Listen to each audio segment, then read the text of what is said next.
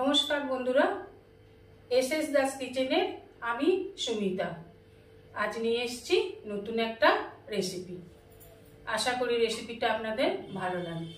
রেসিপিটা ভালো লাগলে অবশ্যই একটা লাইক, কমেন্ট, সাবস্ক্রাইব করার অনুরোধ রইল। পাশে থাকবেন, সঙ্গে থাকবেন, সাথে থাকবেন। আজ নিয়ে এসেছি বেগুনের রেসিপি। নিয়ে নিচে একটা বেগুনটা একটু লম্বা সাইজের নেবেন। যেভাবে বেগুনি করি সেইভাবেই বেগুনটাকে কেটে নিতে হবে। ঠিক এইভাবে কেটে নেবেন পাতলা পাতলা করে। এবার দুটো পেঁয়াজকে একটু লবণ দিয়ে তেলে ভেজে নামিয়ে নিতে হবে। এবার একটা ব্যাটার বানিয়ে নেব। একটা পাত্রে নিয়ে নেব 2 চামচ থেকে 3 চামচ বেসন। নিয়ে নেব লাল লঙ্কার গুঁড়ো, হলুদ গুঁড়ো, গরম মশলার গুঁড়ো, জিরে গুঁড়ো। দিয়ে দেবো বড় চামচের 1 চামচ চালের গুঁড়ো। দিয়ে দেবো পরিমাণ মতন লবণ। এবার শুকনো উপকরণগুলোকে খুব ভালোভাবে মিশিয়ে নিন। এবার অল্প অল্প জল দিয়ে একটা ব্যাটার বানিয়ে নিতে হবে। ব্যাটারটা খুব একটা পাতলা হবে না, আবার খুব একটা মোটাও হবে না। এইভাবে অল্প অল্প জল দিয়ে বানিয়ে নেব।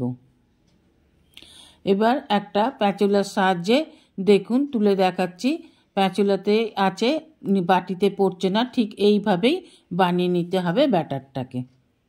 এবার একটি পাত্রে দুটো আলুকে আগে থেকে সিদ্ধ করে ম্যাশ করে রেখেছিলাম।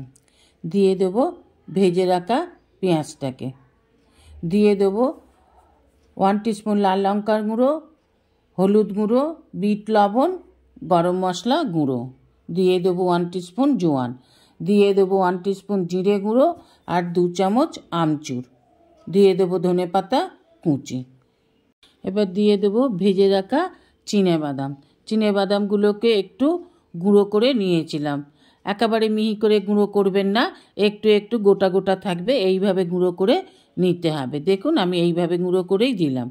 এবার সব উপকরণগুলোকে ভালোভাবে হাতে করে মেখে নিন। তাতে হাতে করে মাখলে সমস্ত উপকরণগুলো খুব ভালোভাবে মিশে যায়। এইভাবে মিশিয়ে নিন। এবার ভালোভাবে মাখা হয়ে গেলে 1 চামচ ঘি দিয়ে দিন। ঘি দিলে ফ্লেভারটা খুব ভালো আসে, খেতেও খুব ভালো লাগবে। ঘিটাকে এবার ভালোভাবে মিশিয়ে নিন। এবার অল্প অল্প করে হাতে নিয়ে একটু গোলা পাকিয়ে তারপর একটু লম্বা লম্বা করে বানিয়ে নিন। আমি এখানে এইভাবে 10টা বানিয়ে নেব। আমার বেগুনটা থেকে 10 টুকরোই হয়েছে। আমি এখানে 10টা টুথপিক নিয়েছি। এবার কাটার বোর্ডে রেখে বেগুনটার মধ্যে পুর দিয়ে এইভাবে আস্তে আস্তে করে ধীরে সুস্থে গোল পাকিয়ে নিন। এবার একটা টুথপিক দিয়ে আটকে দিন যাতে খুলে না যায়। ঠিক এইভাবে দেখুন আমি এখানে 3টে বানিয়ে আপনাদের দেখিয়ে দিলাম। এবার ওভেনে কড়া বসিয়ে দিয়ে দিলাম সাদা তেল। এইভাবে এবার গোলাটার মধ্যে যে ব্যাটারটা আমি বানিয়ে রেখেছিলাম তার মধ্যে এইভাবে বেগুনগুলোকে ঘুরিয়ে ঘুরিয়ে ভালোভাবে ব্যাটারটা মাখিয়ে নিয়ে তেলে ছেড়ে দিন। এবার ঘুরিয়ে ঘুরিয়ে হালকা ব্রাউন করে ভেজে নিতে হবে। এইভাবে ভেজে নিন।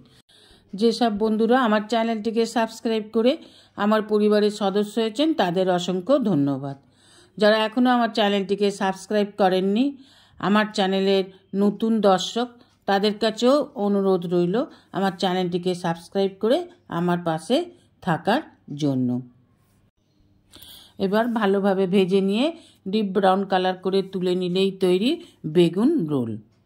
বিকেলের চা বা কফির সাথে স্ন্যাক্স হিসেবে খান, অথবা স্কুল কলেজে টিফিন হিসেবেও নিয়ে যেতে পারেন। দুপুরের লাঞ্চের বক্সেও নিয়ে যেতে পারেন।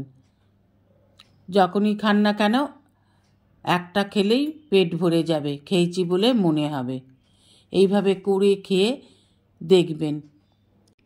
এইভাবে বানিয়ে সকালে ব্রেকফাস্টেও খেতে পারেন। খেতে খুব সুস্বাদু হয়, দারুণ টেস্টি। অনুরোধ রইল একবার করে খেয়ে দেখার জন্য। Thanks for watching my channel SS Das kitchen.